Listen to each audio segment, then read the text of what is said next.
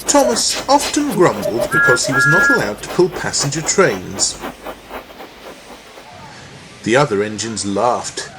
"You're too impatient," they said. "You'd be sure to leave something behind." "Rubbish," said Thomas crossly. "You just wait. I'll show you."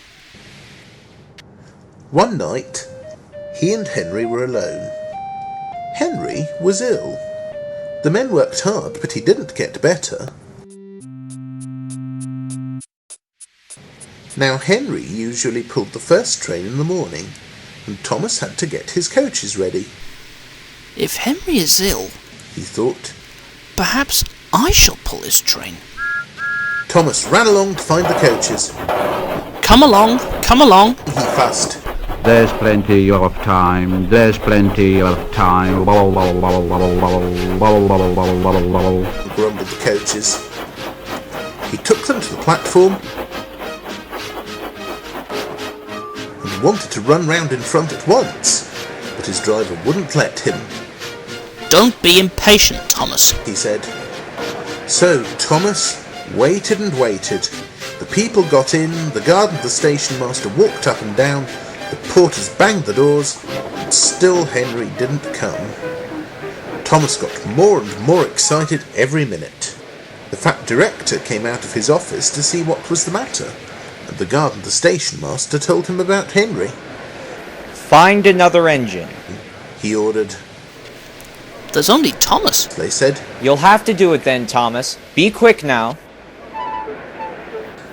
So Thomas ran round to the front and back down on the coaches, ready to start.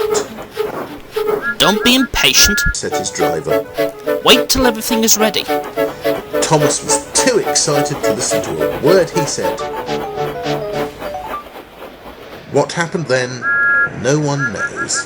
Perhaps they forgot to couple Thomas to the train, perhaps Thomas was too impatient to wait till they were ready, or perhaps his driver pulled the lever by mistake. Anyhow, Thomas started.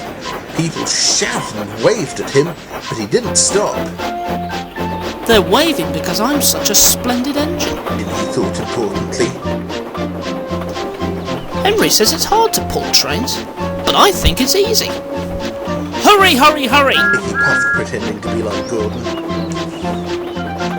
As he passed the first signal box, he saw the men leaning out, waving and shouting. "They're pleased to see me," he thought. "They've never seen me pulling a train before.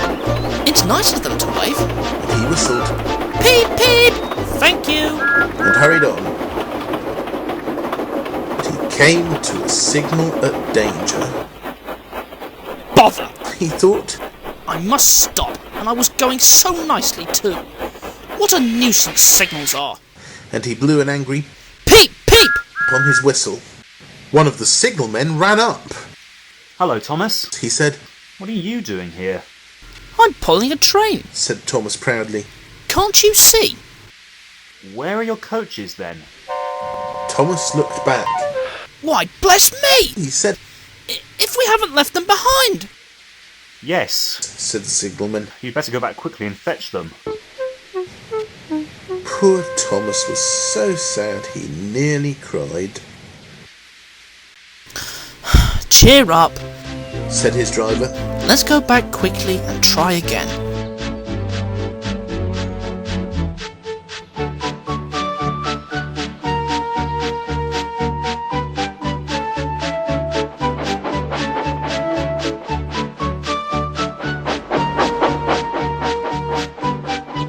At the station, all the passengers were talking at once. They were telling the fat director, the station master and the guard what a bad railway it was.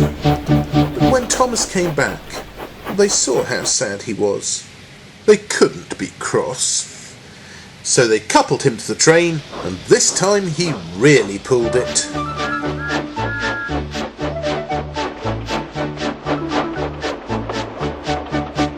But for a long time afterwards, the other engines laughed at Thomas and said, "Look, there's Thomas, who wanted to pull a train, but forgot about the coaches."